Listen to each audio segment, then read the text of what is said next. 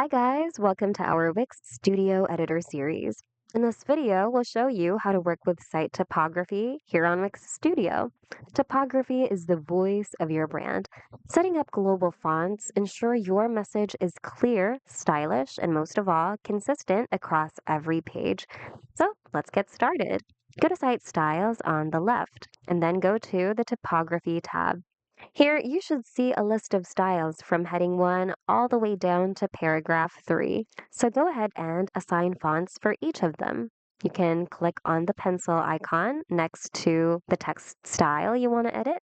And here you can select the corresponding font you'd like to assign to it. Here you can also set its font size, enable or disable scale text according to your preferences, and so much more.